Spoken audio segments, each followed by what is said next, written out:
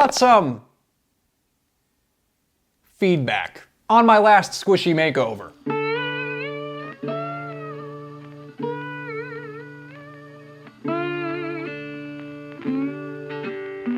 It was too tame for MJP. Too tame. Sometimes I bring out all my murderous tendencies and chop off everything for my makeovers. Other times my concepts are simpler and don't require as much slaughtering. Today, 2 of my squishies looked at me the wrong way. So needless to say, this squishy makeover won't be as tame. Rawr, babe, reporting for duty. Sparkle butts, beware. By the way, my squishy makeovers are inspired by the squishy queen, Moriah Elizabeth. Well, obviously.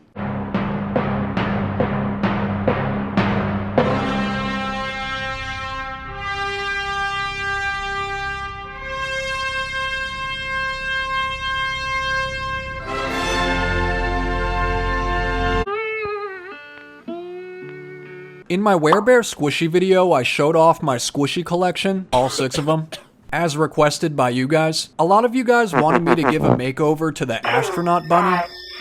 Some of you specifically wanted me to turn it into a zombie astronaut bunny. So by popular demand, that's what I'll be turning this squishy into today. The squishy was having a little too much fun.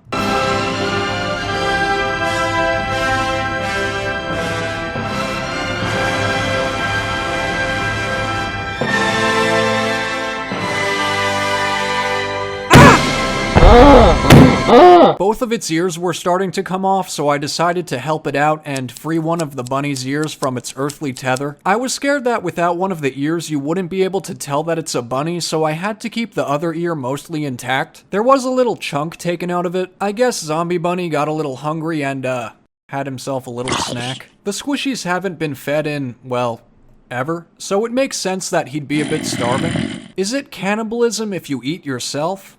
I think so. He was feeling a little tame, so I introduced him to my longtime friend, Sanding Block. They got along pretty well.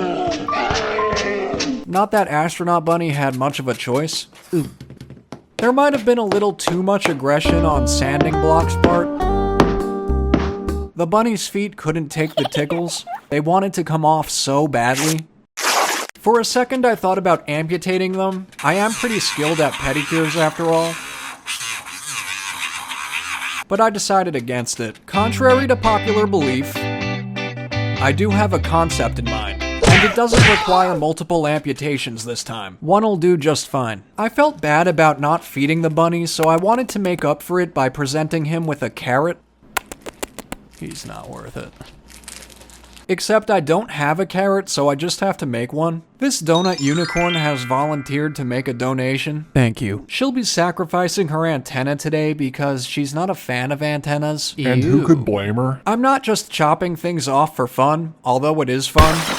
I do have a purpose for this horn. I thought it would make a perfect carrot. I hot glued the horn to my space bunny's ear wound. I wanted to close up the wound, not let it fester over time. I take good care of my squishies. If you're new here, you probably don't already know that fabric glue is my mortal enemy and refuses to work with me, so I resort to my hot glue gun. I have read a couple comments suggesting I use a different kind of fabric glue and use less glue to help things stick. To be honest, I just haven't gotten my hands on the other kind of fabric glue yet, but when I do, I'll definitely test it out. It might not look like much of a carrot yet, but give it a chance. It will in time. I'm just filling her wound with puffy paint first. I'm globbing it on there. That is intentional. I wanted it to look globby. I then used the sacrificed ear to make the little leaves for the carrot. It's pretty hard working with such small, tiny pieces, so they don't look perfect, but you'll be able to tell it's a carrot once it's all painted and everything. Patience is key with squishies. After I touched up the leaves a little bit, I went in with some puffy paint and just filled in the top of the carrot to smooth it out as best as I could. I know astronaut suits are usually white, but that would be kinda boring if I just left it white. Plus I wanted to add a bit of color to my zombie bunny. I made the suit more of like a hazmat suit.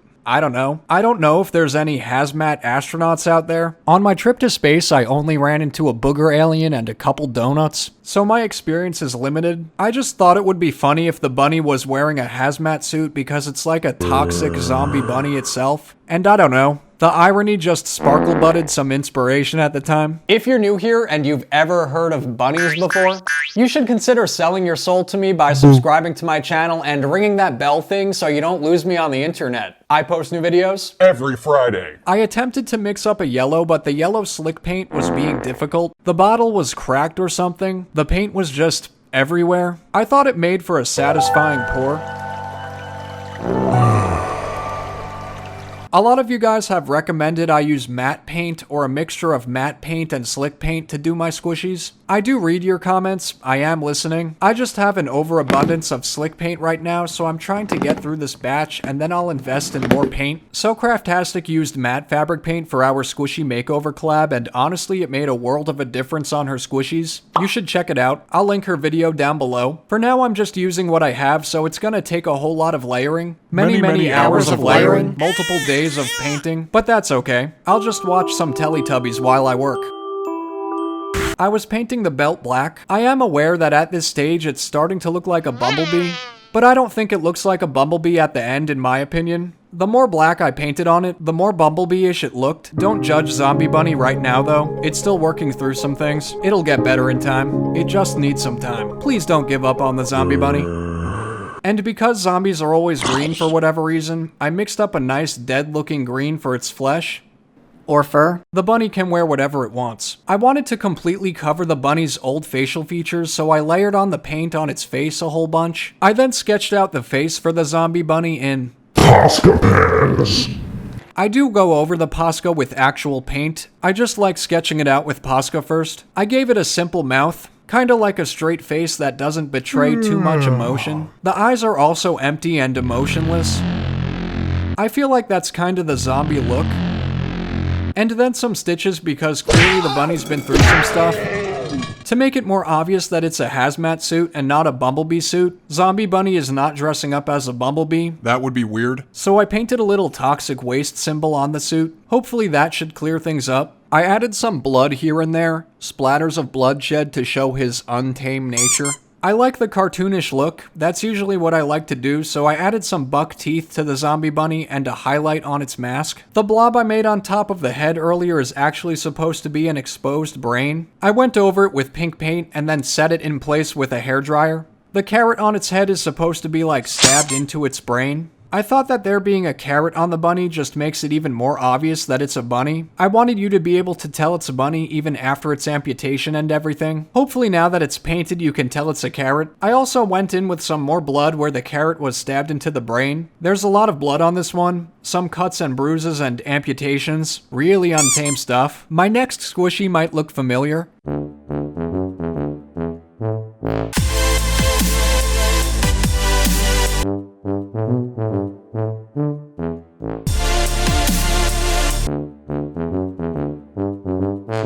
One of those tubby kawaii bears that I repainted before. I picked up another one since a lot of you guys wanted to see it turned into an Among Us character. After reading your comments, I thought that was a really cool idea and it would be perfect as one. I also thought it would fit in well with the space kind of theme for this video. Zombie Astronaut Bunny could use something to snack on in space, and I felt like this tubby bear had more than enough meat on his bones to provide a couple meals. Kawaii Bear also ran into my friend, Sanding Block.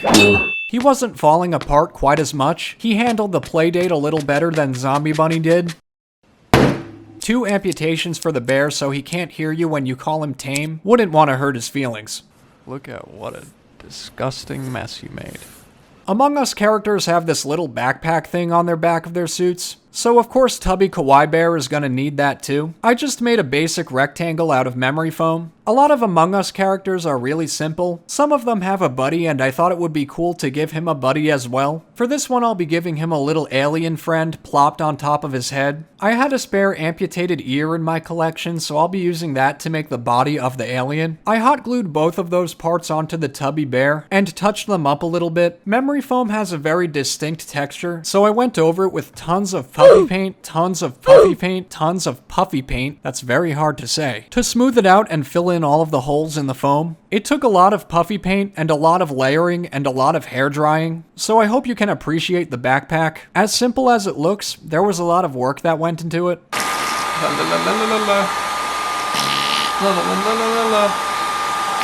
I went in with some more puffy paint to fuse the alien to the tubby bear's head and fill in any gaps. I'm basing this alien off of the little green blob hat that you can get in the game. He has a little antenna on his head. Ew. I have an irrational fear of antennas, so I asked my girlfriend to make it for me. She's not very artsy. She's never done squishy makeovers or painted or anything of that sort, but she was down to help since she knows of my fear and she accepts me for who I am. Thanks, cutie pop. So after a couple hours, she came back with this.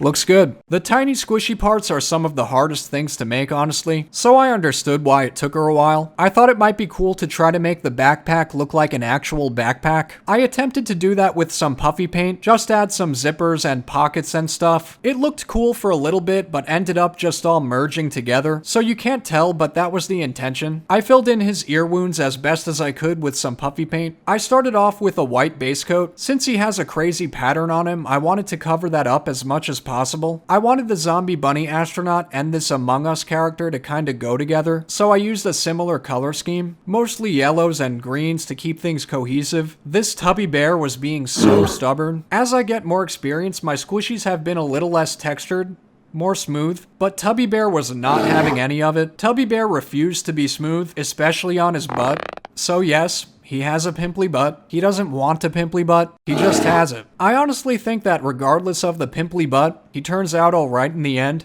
I sketched on his little window and then filled it in with paint. I then added in some shading and a highlight to make it pop a bit more. Finally, it was time for the alien plopped on his head. The green alien is not to be confused with the booger alien.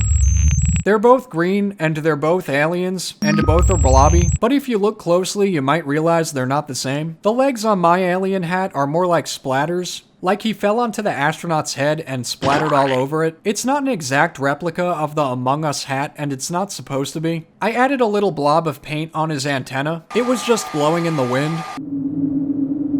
I almost thought it was gonna blow off, but I used my agility to make things work. I then finished up the alien with an eyeball. Overall, I'm pretty happy with both of these squishies. I really love how the zombie bunny turned out. In my opinion, I'd say both of these squishies are pretty untame.